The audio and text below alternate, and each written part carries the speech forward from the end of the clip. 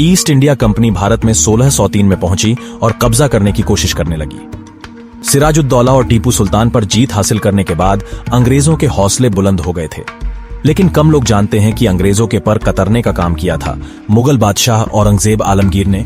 औरंगजेब ने अंग्रेजों को ऐसा सबक सिखाया था कि उनकी पूरी योजना धरी रह गई और दोबारा भारत पर हमला करने की हिम्मत नहीं जुटा सके।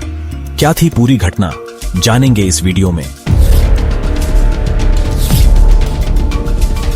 औरंगजेब आलमगीर मुगल साम्राज्य के छठे शासक थे।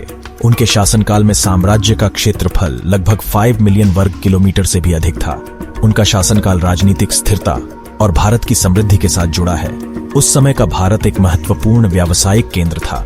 उस समय भारत की जीडीपी वर्ल्ड की कुल जीडीपी की 24.4% थी, जो कि पूरे यूरोप से 23.3% से अधिक थी। हर ओर से फल फूल रहे भारत पर जब फिरंगियों की नजर पड़ी तो उन्होंने इसको कब्जाने का इरादा किया। इसी क्रम में अंग्रेज भारत में दाखिल हुए। भारत में एंट्री के बाद अंग्रेजों ने अपने बिजनेस सेंटर की स्थापना शुरू की। सूरत, बंबई, मद्रास और कलकत्ता समेत कई हिस्सों में अपना दायरा बढ़ाने की कोशिश करने लगे। तब के जमाने में अंग्रेजों से कोई बिजनेस टैक्स नहीं लिया जाता था, इसलिए भारत से कपड़ा, खनिज, गुड़ का शीरा और रेशम ले जाते थे। उस दौर में पुर्तगाली और डच व्यापारियों ने बड़ी चालाकी से धीरे धीरे मुगलों से बातचीत करके अंग्रेजों को बिजनेस राइट्स दिला दिए थे। जब इसकी खबर लंदन पहुंची तो ईस्ट इंडिया कंपनी का हेड जोजाया चाइल्ड भड़क उठा।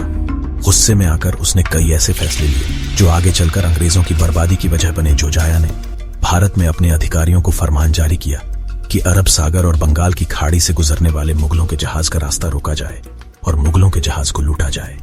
इस काम को अंजाम देने के लिए जोजाया ने ब्रिटेन सिपाहियों के 2 गुट भी भेज दिए। सिपाहियों को मुगलों की जगह कब्जा करने को कहा गया। ब्रिटिश ब्रॉडकास्टिंग कॉरपोरेशन की रिपोर्ट के मुताबिक जोजाया के इस ऑपरेशन को इतिहास में जंगे चाइल्ड के नाम से जाना जाता है। 308 सिपाहियों की सेना उस दौर के सबसे ताकतवर और सबसे अमीर सल्तनत के बादशाह औरंगजेब आलमगीर से लड़ने की तैयारी कर रही थी। उस समय औरंगजेब की सत्ता काबुल से ढाका और कश्मीर से पुडुचेरी तक फैली हुई थी। वह दक्कन के सुल्तानों से लेकर अफगान और मराठों को पछाड़ चुके थे। जिस वक्त अंग्रेज लोहा लेने की तैयारी कर रहे थे, उस समय मुगलों की सेना में 9 लाख से अधिक सैनिक थे। आखिरकार अंग्रेजों ने जंग का आगाज किया। 1686 में अंग्रेजी सेना का पहली बार औरंगजेब की सेना से सामना हुआ। अंग्रेजी ईस्ट इंडिया कंपनी के साथ मुगल सेना का यह पहला मुकाबला था। अंग्रेजों ने मुगलों के जहाज लूटने शुरू किए। जवाब में मुगलों ने भी भरपूर कार्रवाई की।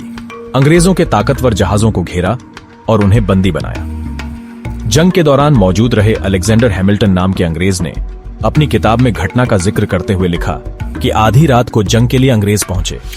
इसके जवाब में मुगल साम्राज्य के मंत्री अलबहर सीदी याकूत 20,000 सैनिक लेकर निकल पड़े। मुगल सेना ने एक बड़ी तोप से गोले दागकर अंग्रेजों को पीछे खदेड़ दिया और चारों तरफ अफरा तफरी मच गई। ईस्ट इंडिया के कई इलाकों को आजाद कराया गया और वहां कब्जा कर अपने झंडे गाड़ दिए गए। हर वह सैनिक जिसने औरंगजेब के खिलाफ बगावत की थी, उसे सबक सिखाया गया। इसके बाद घायल हुए अंग्रेजों को जंजीरों से बांधकर बंबई की गलियों में घुमाया गया। इस घटना ने अंग्रेजों को बड़ा सबक सिखाया। इसके बाद अंग्रेज समझ चुके थे कि औरंगजेब के रहते हुए भारत पर हमला करना मुमकिन नहीं है।